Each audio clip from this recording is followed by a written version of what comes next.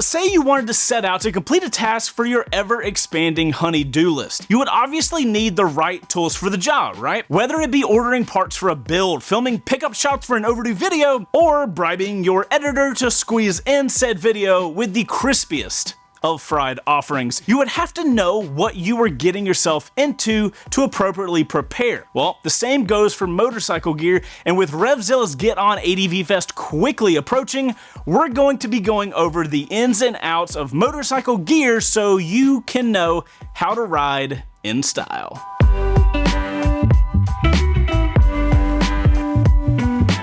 Alright y'all, Get On ADV Fest is less than a month away, and I'm pretty sure I've got the necessary gear picked out. What do you guys think? Rather than taking the time to go through the whole process of picking out the whole new kit for ADV riding, I figured why not just hack the son of a gun and rock out my street gear.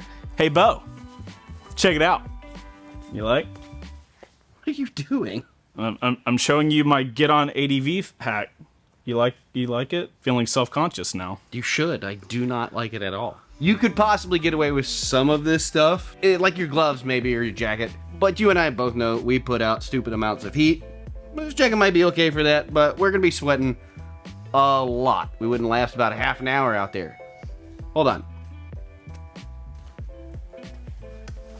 This is what you want for ADV riding. See? Plenty of vents. Tall and rugged boots for when things actually hit the fan. Well, if you're such a gear geek, why don't you put my kit together? Thought you'd never ask. Ah! How'd you do that? Magician never reveals his secrets. Fair enough. So, run me through the kit. Let's start off with boots. Boots tend to have the most differences and are probably the most important.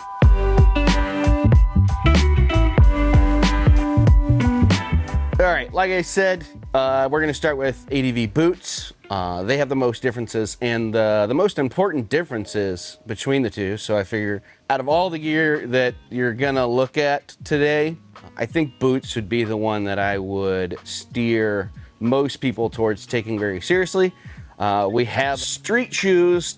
These offer some minimal protection, like there's ankle protection in these shoes, but if you'll notice, the soles on both of these are super kind of slick, low profile.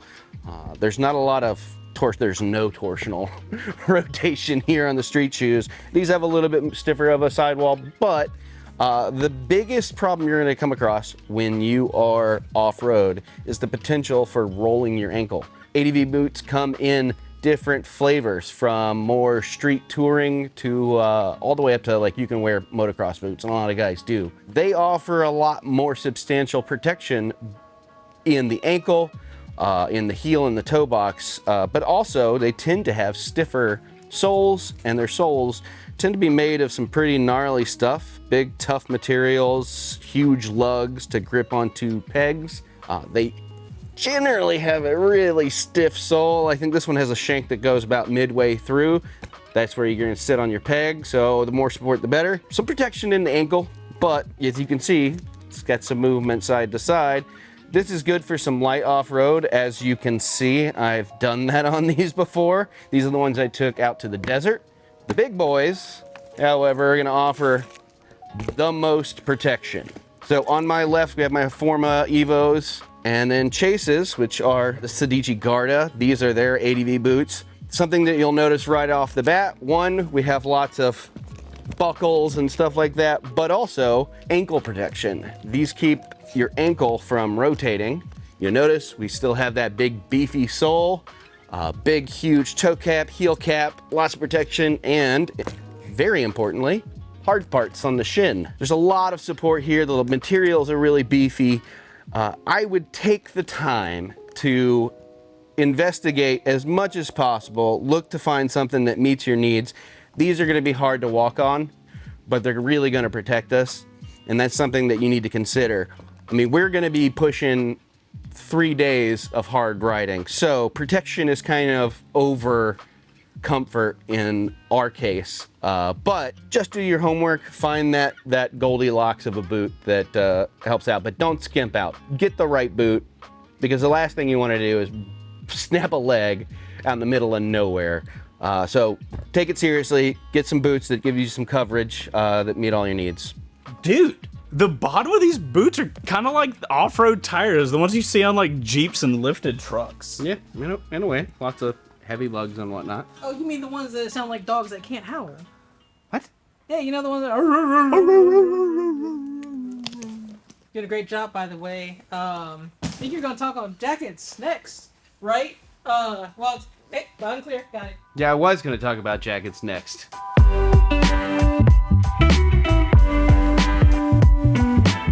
All right, so there's a lot of crossover when it comes to jackets of all sorts. There's small differences. So why would you choose an ADV specific or an adventure or sport touring specific jacket over a street jacket? There's only a few real key differences, most of which being in the construction materials because they have to withstand different types of abrasion and impacts. So they're meant to take a hit on more mixed conditions, rocks, dirt, sand. So they tend to be a different kind of material. The cut is different. You'll notice in most street jackets, like the one behind me, it's a little more pre-curve in the arm because you're going to be in that position. You're going to be in all sorts of different positions in this. You'll see a lot of straight cuts, a lot of room to move because you're going to be standing and sitting. The biggest difference is the venting. Now mine's got some pretty big vents along the top and the front here. Not really a lot in the back, but if you look at Chase's jacket, the Sedishi's, that guy's got more vents and more pockets than any other jacket I've ever seen. And that's a big key because you want to stuff some stuff somewhere. We have waterproof pockets here. There's a pocket usually on the back of these jackets called a rev'it pouch. This one is vented. It allows you to put wet gear or just a pair of gloves or anything back there. Just the theme of it is pockets, pockets, more pockets, loads of venting. But generally, there's not much difference internally on an ADV jacket versus a street jacket. Just get something you're comfortable with, upgrade the armor where you see fit, and, you know, utility. Pockets, pockets, and more pockets. I do dig the extra pockets. Like, besides the one for my phone, I've got all this room for snacks. I got Pop-Tarts over here. I got drink mixes over here. So, how about these pants? Yeah, funny thing about ADV pants, all the differences are pretty similar to the differences we went over with jackets.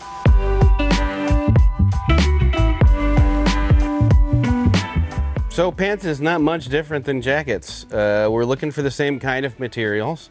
I've got a set of street and steel. These do have the benefit of having abrasion resistant layers, knee protection, a little bit of stretch fit so they're a little comfortable, but not a lot of breathing and not a lot of movement in the same way that you'd get out of this set of rev'it that I've got next to me. The other thing is, again, we're talking about vents. Big vent right here in the thigh. You'll be asking yourself, that's a weird place for a vent, is right on the thigh because you're going to be sitting down, but once you stand up, you get a ton of airflow.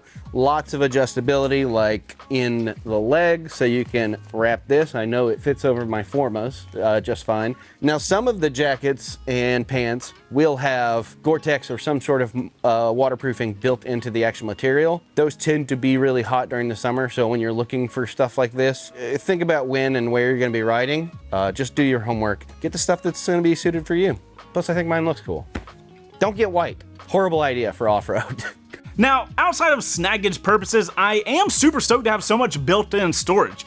I know we'll probably be headed towards our rooms after a hot shower, after that long day off the beaten path, but just in case we pass some vendors that get on ADV Fest, I could totally see myself using these pockets for little stuff like cards, stickers, free swag. Plenty of room. Just saying. ADV gear typically comes with oversized pockets for many of the added benefits that you just mentioned. One of them being a quick and easy place to store your gloves, which leads us to...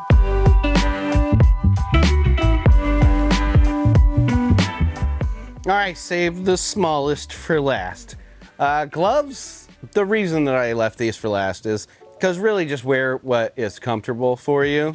There are some differences in the way that street gloves and ADV gloves are manufactured. There's a lot of coverage for protection, and that can work just fine. They tend to have a little more pre-curve. There's not going to be a lot of mobility. For me, I like to have a lot of control, so we have a set of Reacts here, and my set's of rev'it sands. These are very pliable materials. They use a lot of goat skin, so you get a lot of feedback. Tons of venting on these, and most importantly, as we can see from this close-up here, a lot of protection on the palms, some decent protection on the knuckles, and in a lot of cases, like you'll see on mine, we have protection on the exterior of your hand, like on your pinky and your thumb will have a little extra protection, because again, they're made for a different kind of wreck.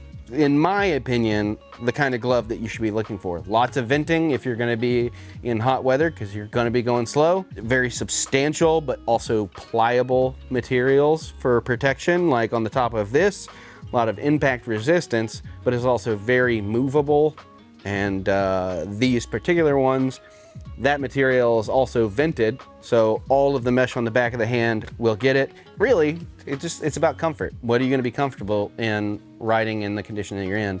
You can get away with pretty much any glove. I prefer a more dirt style glove just because tons of air. All of the stuff on the ADV side is stuff that we're gonna be taking up to the Get On ADV Fest. So we'll get to put it through its paces. And let's not forget about helmets. But for this, I'll need Chase. You gotta stop clapping me into this shit. You could just ask. It's too much fun. Like, hey Chase, could you come in? No. What's the fun in that? All right, so there's a lot of questions about helmets on whether you need an ADV helmet or not. Technically, no, but there are some nice to haves. You'll notice the biggest, most obvious one is the peak. Ah, yes, the pronounced beak.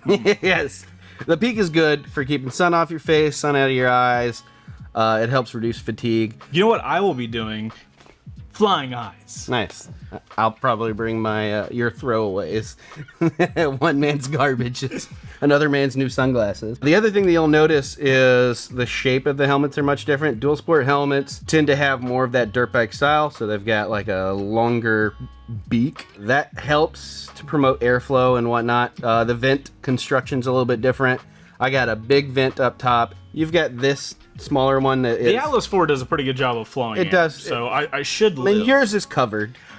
So, I mean, like this, and you rode in it when we did the last video when we were out there, and it's going to be a little uncomfortable. You're a little restricted, but it's doable, and plenty of people do. And you love the Atlas 4.0. Yeah, I'm totally here for this it's comfortable, it's safe, and that's the important part. The biggest difference for me, personally, and the reason I like ADV helmets for this kind of stuff, is the filtered vents. Every vent is filtered with a removable washable foam filter. Yeah. What might be interesting is, you know, we're going to the ADV Fest thing.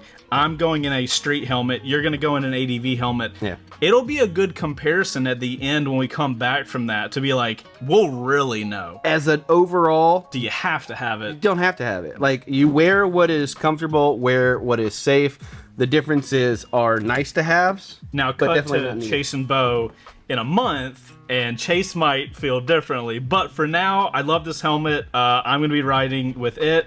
I love this helmet. You got your ADV thing, yeah. So we're gonna rock this out. See how it goes. Just ride what you're... It's pretty common theme on all of what you're brung. Yeah, pretty much. Don't wear a bicycle helmet. Hey, Beau, clap me out. Something I would like to touch on, though, if you didn't notice, Chase will essentially be a Sedici mannequin out on Get An Adventure Fest, since he's decked out head to toe in Sedici gear. Although they are a house brand of Revzilla, they have out. Are you being a mannequin right now? Move. They have an outstanding move my arm. They have an outstanding bang for buck value. Since Chase is still new to the ADV game, he didn't want to break the bank. There are tons of other brands out there, so don't feel locked into the gear that we picked. If you couldn't tell in our last Adventure Bros video, link in the description. I have a good feeling I'm gonna enjoy this whole ADV thing. However, I figured I'd take it slow, get a baseline for the gear, and then tailor my kit as I get a better idea of what I like and what I need. Yeah, it's a good starting place. And I also have a set of Sedicis that are in the entry level as well, and I love them. If you were at all interested in any of the gear we showed off today, head on over to Revzilla and check it out for yourself. We'll also have links in the description for both of our kits. Or if you want to put your hands on the real deal, you can check it out at your local Cycle Gear, because they also carry a lot of stuff. So Chase, what did we learn today? That I'm gonna look fly as f get on MotoFest with all my Sedici gear. No guys, but seriously, I had no idea there were so many differences between street gear and off-road gear. Well, I kind of had an idea, but I didn't realize the full scope. I still feel like I'm gonna look all kinds of crispy out on the plains in my gear. By the way, shout out to Revzilla for the hookup, but I feel ready to tackle Get on ADV Fest as safe as possible, even if I'm still relatively new to off-road riding and totally cased it the first time we did an ADV video. Yeah. Well, good. That was the goal. Now comes the hard stuff. The hard stuff. Yeah, you'll find out in Black Hills. Can't say it enough. Thank you to Revzilla for providing gear to keep us safe during Get on Adventure Fest. And if you haven't gotten your tickets already, go get it. We'll have a link in the description. There's going to be bikes, vendors, OEMs, and food. I hope there's funnel cake. I've got a call to make. I'll see you guys on the next one. All right, outro crew. I guess it's just me and you and a. Oh, it's not. Oh. And a beaver. All right, outro crew. What bikes would you like to see us ride on Get on Adventure Fest? We're gonna get this guy on a Pan Am because I've been talking about it for a while. Thank God, finally. Yes, and I think we both want to try the Touareg 660. I think we're both on that. Kind of scared too. But yeah. Let us know in the comments below, and we'll see you there. Put us in your comment because we love you long time, and I have to take all of this off. It's now. really hot. Engage AC! Beau, turn that bitch down to like 70. Oh, okay. You're doing it all. All right.